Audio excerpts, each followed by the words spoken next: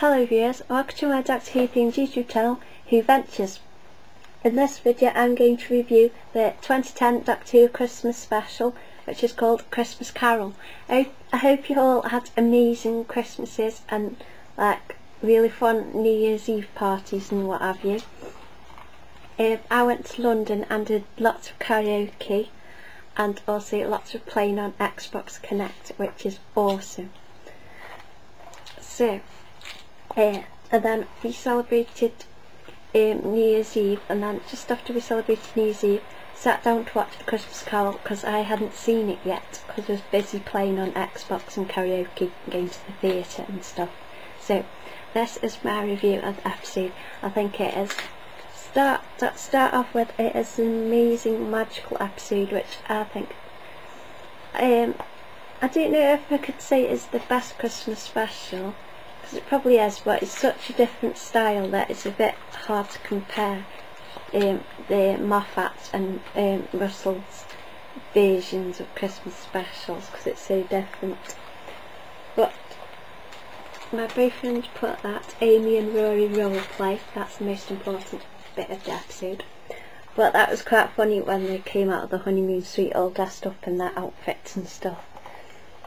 Now, here's my notes and I'll go through them. So, I thought the opening shot of the planet looked incredibly cool, and I think the spaceship looks interesting, how hyper sci-fi it is, totally hyper real sci-fi stuff. And they've even got their own little, they've even got their own Geordie LaForge with this special eyewear on, which is quite funny. And then that the bit when this Amy and Rory come out the honeymoon suite and they're making excuses about why they're in the outfits and that. Although I don't know why she even asked that, because it's a honeymoon suite. They're going to be up to weird stuff anyway. But I thought that the sort of walkie-talkie TARDIS gadget looked pretty cool. And I noticed that there's a lot of the blue the blue line that goes across the screen, how it connected Amy and Rory's eye line. That's quite, reminds me of in the first episode of the Doctor and Amy, and that blue line that connected the eye line when he passed through the apple, and we talked about the apple. So I thought that was quite interesting, that. And I loved how it said "Come Along Pond" on the screen. That was cool. And Michael Gambon's voiceover for after the credits spitted so well with the visuals. It's amazing. I thought that building under the big vortexy lightning thing, which reminds me a bit like St Paul's Cathedral. And then they go into his big house mansion place, and the workers like butler guys, they got really cool eyewear on. I thought that looked very steampunk, very cool. And there's a nice camera angle up from the floor up to Kazran, which is very good. And then he mentioned Jeff. I don't know if he meant to imply Jeff, but he said Jeff. I was like, yay, he says Jeff. This is cool. And I've noted down that I like the line, nice eyes, good traction. Quite like that line. And I liked how he mentioned Einstein, Little Adventure of Einstein, which reminds me of Matt wrote that Einstein story when he was going to become the Doctor and that. And the computer console with all the buttons and all the lights on looks very steampunk, very cool. And then I like how the Doctor he didn't believe Kazran was about his console's isomorphic, and the Doctor doesn't believe it. He has to have a go himself, then he finally believes it. But I quite like that character trait in Matt Smith's Doctor. And also it got pointed out to me that he goes into Sherlock mode, and he does, and I think we should do that more, because I think it looks really cool in Doctor Who as well as in Sherlock. It's really good technique, that I like it. And there's a bit like when Amy's on the walkie-talkie and says don't treat me like an idiot, and then she does exactly the same thing to Rory, which was quite interesting. and I thought the flying fish, they look pretty cool.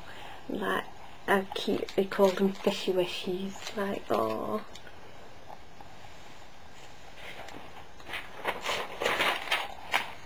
There's lots of notes. And I thought how they played the video playback onto the door, I thought that looked really cool. And how the Doctor goes through the door and into the scene, that's brilliantly done that. And when he's like watching his old self like on the screen thing, it's like, it's sort of kind of like when you're watching your old YouTube videos, kind of interesting feeling like. And then I thought there's a bit of a cool bit from Moffat about the spiders in the wardrobe, spiders never being mattress. Now I was like, ah, that's me. And then I like the shark, that looked cool. And then about the bit is creating memories in his head, because I love how Steven Moffat, he puts a lot of quantum theory and philosophy stuff in his episodes and stories, and I really love that. It's like really deep thinking stuff, I really love it. When the shark swallowed half the sonic screwdriver and the green looked amazing. I thought it was really nice visual effects of that. And there's a bit like when you go off to do important stuff and the doctor gets distracted by the Christmas tree. Ooh, Christmas tree. It's like, oh, I thought it was really cute. And then the tiny fish are cute because I like neon tetras. I used to have one. And he's really cute. And I like how the screwdriver, when it was communicating, it's like sonar sound. That was really cool.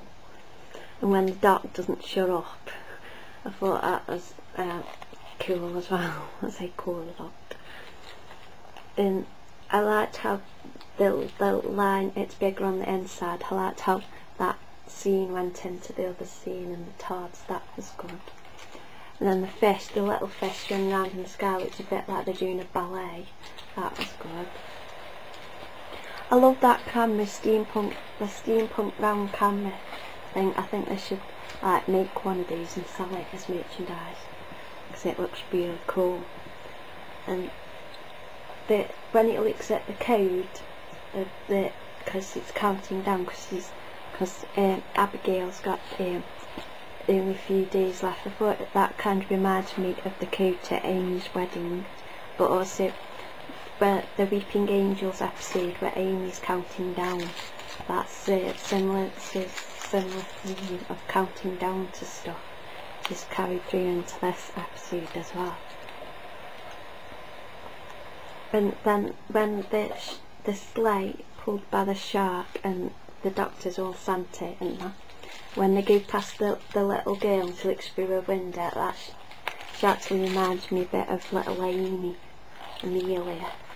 So that's interesting.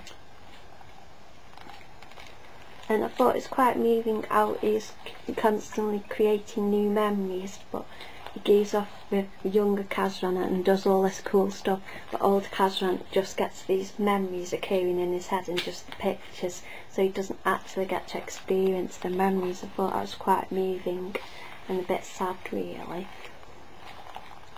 And then they go to California and the Doctor's in that gorgeous jacket. And I've skipped ahead there. Before that bit, the hunky Kazran comes along, the young man Kazran, and he's gorgeous. And I like his jacket a lot, it's a very cool style. And this next bit, I love when the conversation they have about when girls are crying and he's supposed to talk to him, and then the Doctor's like, I don't know. Then he looks straight at the camera, and he is like meant to be looking at old Kazran, but it kind of makes it seem like he's looking at the audience, and it's that.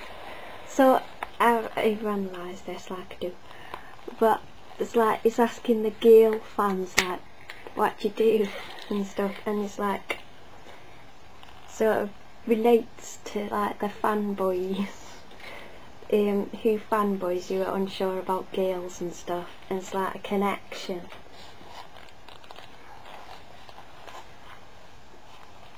And then I thought the design of all the props and it was like really cool, with all this steampunk style, old fashioned style props, and all the images and stuff was really cool. And when Kazran and Abigail were rubbing their hands under the table, that was really sweet.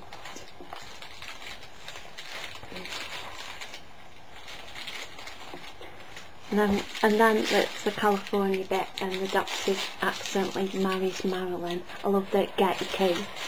That's cool. And when they're kissing, the man says, "Do you breathe out your ears?" That was cute. And like the doctor's theme came on. And that when Amy was being the hologram and Rory just jumped in and said eyes off the skate, that was like really sweet. And then she pushed him out of the way. And I thought when the people on the ship were carol singing, I thought that was actually really creepy. They looked really creepy. And I thought the ship symbol in the background, that looks interesting. And there's a bit where it's talking about showing Kazran his future. Matt goes on profile and it looks amazing. His profile is amazing for camera shots like that. And I wasn't expecting that's how we do the showing you your future technique, because that was really poignant and moving. But I wasn't expecting to do that, but it's really clever, that bit. And I thought when the doctor came on the screen in the spaceship and said blah blah blah, I'm gonna fix it, and then he goes off screen, the way Amy shouted doctor twice, that sort of there's a hint to me of her still not trusting him, and she's like it turns into like a scared little girl again, thinking he's just going to abandon her and that she doesn't trust him to come back. So I thought that picked up from the tone of her shouting in that bit. And so like the vortex bit above that building sort of reminds me of this thick storm cloud bits and the opening credits of Series 5. Then when the doctor saves them, like Amy and Roy's trying not to be jealous about the doctor and that was quite interesting. And the doctor will be noses with this new man. Oh, that was so sweet. And then Rory's all like bumpy and friendly with the doctor. So overall, I thought it was a really magical episode. Katherine Jenkins, she's amazing with the singing, with the musical performances and that.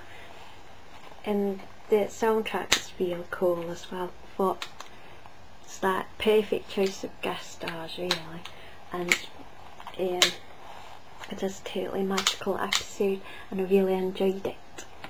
So I hope you have enjoyed my review of the episode, and yeah, thank you for watching.